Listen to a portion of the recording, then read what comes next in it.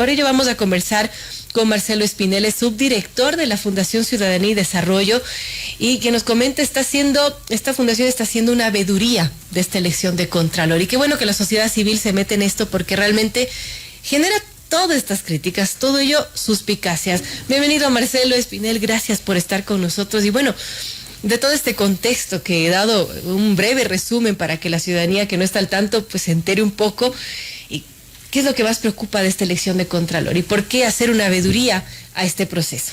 Verónica, muy buenos días, un cordial saludo a tu distinguida audiencia. Pues sí, es un proceso atropellado, por decirlo menos. Un proceso que desde sus inicios ya generó sospechas, un proceso que desde sus inicios evidenció que existen intereses político-partidistas detrás de la designación del Contralor. Designar un Contralor no es poca cosa. Un Contralor es el funcionario que está a cargo de vigilar el buen uso de los recursos públicos, del dinero de los ecuatorianos, de vigilar que las otras autoridades del Estado, que los funcionarios cumplen con sus funciones. Y claro, aquellos que tienen rabo de paja, aquellos que saben que pueden aprovecharse del cargo que tienen, les interesa tener influencia sobre el Contralor. Les interesa que no los sancionen o les interesa que no los vigilen. Y ahí está la razón por la cual, desde agosto del 2021, que se convocó este concurso, hasta el día de hoy, no podemos tener un Contralor.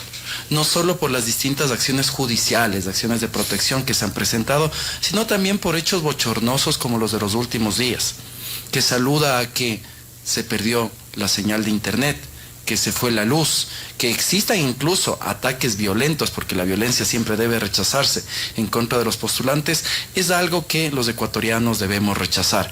Y sobre todo aquello que ha sido denunciado por los comisionados, de que se están dando presiones de los miembros del Consejo de Participación Ciudadana y Control Social sobre los comisionados ciudadanos, es algo que nos obliga, no solo a las organizaciones de la sociedad civil a hacer una veeduría, sino a que todos los ecuatorianos estemos pendientes de un proceso que claramente está siendo entorpecido por algún tipo de interés político partidista. Ahora, que de todo este contexto complejo y todos estos tropiezos que ha tenido la elección de Contralor, ¿qué es lo que ustedes como Fundación Ciudadanía y Desarrollo ven lo más grave, Marcelo? Bueno, hoy por hoy, y creo que es importante que en lugar de retrotraernos a las fases iniciales en las cuales habíamos visto también señales de alarma como falta de transparencia, así como también pues una calificación bastante opaca sobre los méritos de los postulantes, creo que hay que señalar los siguientes aspectos. Llama mucho la atención que a pesar de haber tenido más de 100 postulantes que estaban habilitados para rendir el examen de conocimientos, que es la fase de oposición, apenas 48 se hayan presentado. Que de estos 48, que no es ni la mitad de los postulantes que se hayan presentado, hubo un postulante, que es Guido Escobar, que se retiró en la mitad del examen. Y se retiró en la mitad del examen aduciendo de que no existían garantías en el proceso, que no se estaba llevando bien. Primera señal de alarma al respecto del proceso de examen escrito. Después, en teoría, habrían culminado el examen 47, pero en el registro de las calificaciones solo tenemos 42. ¿Qué pasó? Hubo más que se retiraron, hubo problemas en el sistema electrónico, en el sistema de transmisión de datos, y eso debería ser explicado por el Consejo de Participación Ciudadana. No puede quedar esto en el limbo. Tras esto, pues vino esta denuncia del exsecretario de la comisión que aducía que no se podían publicar los resultados del día domingo, sino que tenía que esperarse hasta el día lunes. Sí, la norma dice eso, pero también yo creo que hay que identificar si es que realmente eso lo hacía por un cumplimiento de la norma o estaba teniendo presión de su ex jefe. Y con su ex jefe me refiero al presidente del Consejo de Participación Ciudadana y Control Social. A la larga, Toral fue asesor del presidente del Consejo de Participación Ciudadana y Control Social antes de ejercer el cargo de secretario de la Comisión Ciudadana de Selección del Contralor General del Estado. Y en último lugar, tras estos hechos atropellados del examen escrito y las notas que hemos tenido, lo que determinaba el listado es que ya teníamos un virtual contralor, y este virtual contralor era Javier Mauricio Torres Maldonado, con una calificación de 87.5. Y ahora lo que llama la atención es que en segundo lugar tenemos a Cristian Humberto León Ortiz, un joven de 29 años que ha aducido que tiene 15 años de experiencia profesional. ¿Cómo? Y esto sin duda que llama la atención, por supuesto. Yo sí quisiera saber, con mucho respeto a Cristian León, que no tengo el agrado de conocerlo, ¿cómo puedes tú tener experiencia profesional desde los 14 años? Yo no creo que sea correcto, que sea una muestra de integridad, que en la carpeta se presente, por ejemplo, que ser presidente de la asociación de escuela se pueda aducir como experiencia. Con asociación de escuela me refiero a la universidad. Del grado. No, bueno, la asociación de escuela se refiere a la universidad, que en este caso eso es experiencia profesional. Por favor, no estamos escogiendo a un cargo sin importancia, se está escogiendo al Contralor General del Estado. Sin duda que los jóvenes, porque yo tengo 35 años, aún me siento joven, tenemos la oportunidad de postular para este tipo de cargos, pero creo que debe ser en el marco de la integridad, en el marco de la ética. Así que ahora se está escuchando que Javier Mauricio Torres Maldonado ha presentado una solicitud de recalificación de sus méritos, pero también lo habría hecho Cristian Humberto León Ortiz, este joven que aduce tener estos 15 años de experiencia. Así que creo que es importante que al menos en estos días pongamos nuestros ojos en la institución al respecto de cómo van a proceder con esta recalificación de méritos, esta recalificación también del examen escrito, de cara a que no nos cambien las notas en la mitad de la noche. Si este señor Torres Maldonado es el mejor puntuado, pues que se ratifique su designación como contralor, o si no, que incluso yo creo que no es descabellado este proceso simplemente sea vuelto a cero. Si es que existen dudas del proceso. 3 años más para... En teoría no deberían ser 3 años. O sea, Verónica, en teoría no deberían ser 3 años. Si es que las cosas se hacen bien, si es que las cosas se hacen a tiempo, si es que realmente nos dedicamos a cumplir con lo que determina la norma y no estamos suspendiendo procesos porque existen intereses políticos detrás, porque intereses políticos partidistas tratan de atropellar el proceso, probablemente se pueda hacer bien. Pero en todo caso, si es que el Consejo de Participación Ciudadana, tras el dictamen de la Comisión Ciudadana, decide ratificar que el proceso avanza, creo que es necesario la mayor transparencia posible de cara a que el nuevo Contralor General del Estado goce de credibilidad, goce de legitimidad. A la larga, yo creo que hay un último punto acá. Se les durmió el diablo. Y eso es algo que se dice desde bastantes sectores. Existen a la larga 2 postulantes que eran muy vinculados con el correísmo, Falconi Puig, así como también la postulante, se me ve en este momento el nombre. El apellido Vivanco, me parece. Exactamente, Alejandra Patricia Vivanco, que era parte del equipo del ex contralor perseguido por corrupción, en este caso Polit, sentenciado por corrupción, en este caso Carlos Polit, y que ellos, al parecer, no les fue tan bien el examen. Vivanco está en tercer lugar, sin duda que sí. Juan Falconi Puig está mucho más abajo. Y estos procesos de recalificación, así como también de presión, cuidado y tengan por objeto lograr que uno de estos 2 llegue a la Contraloría General del Estado.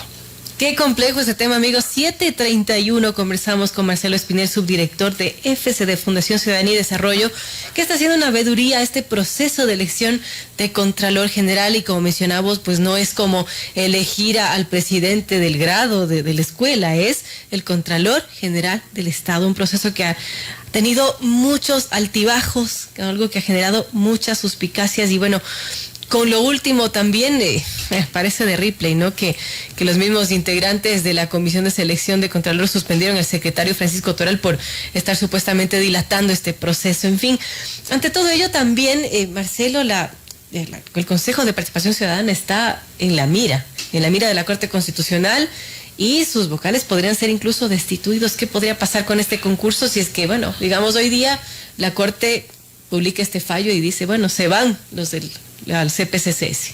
Yo creo que venimos en un proceso de desinstitucionalización, de deterioro de las instituciones que ha sido programático, ¿no? No es algo que se ha dado en las últimas semanas. En los últimos años, cada una de las instituciones del sector público ha perdido credibilidad, ha perdido legitimidad, y eso sin duda que afecta a la democracia. Y esto no es ajeno al Consejo de Participación Ciudadana y Control Social. Y la falta de legitimidad es de origen. Recordemos que existió de forma evidente en redes sociales y también en cierres de campaña la denominada Liga Azul. Un candidato, o más bien una serie de candidatos al Consejo de Participación Ciudadana y Control Social, apoyados por un partido político, apoyados por un expresidente de la República, y eso es contrario a lo que determina el Código de la Democracia. Y eso es contrario a lo que determina así también la Ley Orgánica del Consejo de Participación Ciudadana y Control Social. Entonces, creo yo que esta integración del Consejo de Participación Ciudadana es cualquier cosa menos ciudadana. Y nuevamente pone en evidencia que es una institución que no responderá a intereses ciudadanos, sino que siempre va a responder a los intereses de turno. Como hemos mencionado en muchas ocasiones desde Fundación Ciudadanía y Desarrollo, el Consejo de Participación Ciudadana sirve para designar autoridades que sean amigas de los unos y enemigas de los otros. Esto siempre que existe un cambio de gobierno o un cambio de miembros del Consejo. Dicho esto, creo yo que también está generando mucha inseguridad jurídica la Corte Constitucional. Una Corte Constitucional que, en el marco de la ley, en el marco de sus atribuciones con plenas facultades, ha decidido revisar estas actuaciones del Consejo de Participación Ciudadana. Esta convocatoria a una veeduría para poder revisar aquello actuado por el Consejo Transitorio, el Consejo presidido por Trujillo, algo que no podía hacerse. Existía una sentencia de la Corte Constitucional que era clara. Ahora bien, si es que la Corte Constitucional está revisando esto y la norma es clara, también deberían resolver de forma oportuna. Es cierto, no existe un plazo, pero mientras más dilaten el proceso, lo que hacemos los ciudadanos que es desconfiar. Cuando existe opacidad, los ciudadanos desconfiamos. Así que creo que es importante que la Corte Constitucional resuelva pronto esto. Caso contrario, vamos a seguir teniendo dudas del Consejo de Participación Ciudadana, dudas sobre la Corte Constitucional, y los que terminamos siendo afectados somos los ciudadanos. ¿Por qué es la Corte Constitucional? Y yo sé que este no viene al tema, Marcelo, pero sí preocupa, ¿no?, que se tome tanto tiempo. No tiene quizás un plazo establecido por ley, pero sí debería hacerlo al menos de manera expedita. Por supuesto que sí. Parte de los parámetros del acceso, así como la independencia de la justicia, implica que la justicia sea oportuna, que la justicia pueda, en este caso, dictarse de forma lo más inmediata posible para tratar de evitar inseguridad jurídica. Y lo que está causando en este momento la Corte Constitucional es incertidumbre. Ya lo dijo el expresidente de la Corte Constitucional, que la actuación de la Corte no está siendo beneficiosa para los intereses de los ecuatorianos. Esperemos que se resuelva pronto, y esperemos, ojo con esto, que la Corte Constitucional no esté esperando que se resuelva el tema de la designación de Contralor o incluso las elecciones presidenciales del próximo 15 de octubre. No podemos tener instituciones que en este caso deberían estar ajenas a la política actuando con base en la política. Y a esto me refiero con la Corte Constitucional y el Consejo de Participación Ciudadana y Control Social. Los intereses político-partidistas no deberían influir en las decisiones de estas instituciones. Sí, son temas complejos que afectan a la institucionalidad de nuestro país, amigos. 7:36, y bueno, una pregunta final para Marcelo Espinel sobre este tema del concurso de Contralor. Entonces, ¿qué debería pasar? ¿Y usted cree que lo más lógico es que este concurso se suspenda, se dé de baja? Creo que la situación es complicada. Sin duda que la situación es complicada. No por el hecho de que ahora designen al amigo de los unos y no al enemigo de los otros, debemos decir que se avance con el concurso. Este concurso tiene errores desde su origen. Yo creo que es importante que, más allá de que es necesario reemplazar al Contralor que actualmente se encuentra en funciones, también es necesario reemplazarlo de forma correcta. Y si existen dudas al respecto de cómo se ha llevado a cabo el concurso, creo que es importante que hagamos una reflexión profunda dentro del Consejo de Participación Ciudadana y Control Social al respecto de si debe o no continuarse con este proceso. Pero ojo, una reflexión profunda de consejeros que gocen de legitimidad. Una reflexión profunda, no de consejeros que estén en entredicho.